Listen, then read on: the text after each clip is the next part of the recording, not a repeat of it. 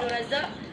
Jadi soalan saya yang pertama, bolehkah cikgu ceritakan sedikit tentang latar belakang cikgu sebagai seorang guru yang telah berjaya? Okey, Assalamualaikum warahmatullahi wabarakatuh. Dan sahabat.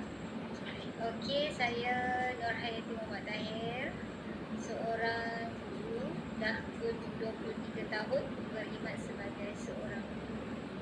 Okey, sekarang saya mengajar di SMK Kuala Kedah. Ini adalah sekolah saya yang keempat. Saya memulakan kerja ini sejak tahun 2001. Sekarang lah kurang masuk.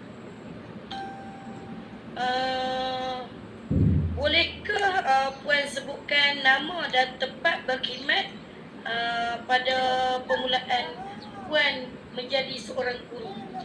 Okey, posting pertama saya adalah di SMK Saint Columba Miri. Saya tempatkan di sebuah sekolah kerajaan. Sebab masa tu posting tu dia ikut option masing-masing lah. Okey. Dan seterusnya saya berpindah balik ke Semenanjung dan ditempatkan di SMK Said Ahmad.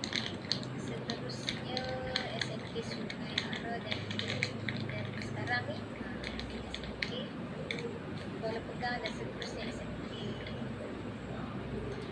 Berapa lamakah Puan berkhidmat sebagai guru dalam bidang pendidikan buat setakat ini? Okay, Alhamdulillah, tahun ni dah nak masuk hampir 23 tahun lah.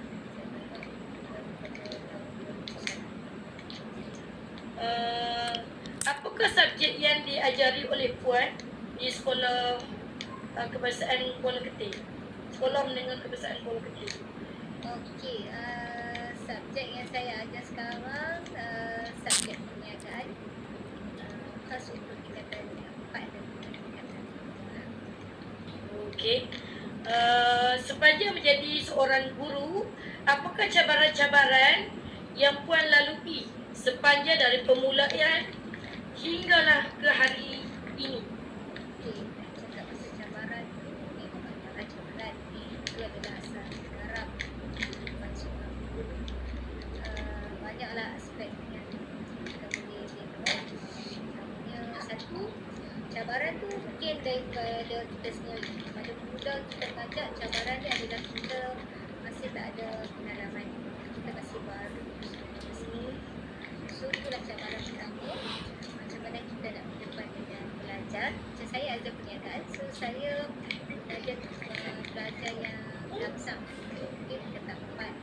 So bayangkanlah pada waktu itu saya 26 tahun, saya mengajar pelajar yang dah remaja lah kan. Itu ada sedikitlah cabaran, sebab masa tu kita kurang pengalaman dan sebagainya. Tapi lama kelamaan sebenarnya cabaran tu lah yang akan buatkan kita jadi kuat. Itu adalah Adakah Puan pernah terjerumus dengan cabaran atau masalah yang melibatkan waris di dalam bidang pendidikan?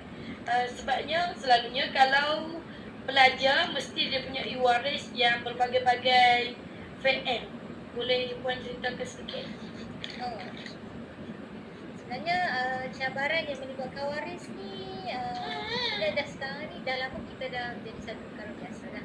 Tapi saya masih ingatlah cabaran yang saya rasa tu sangat-sangat, masa tu saya masih baru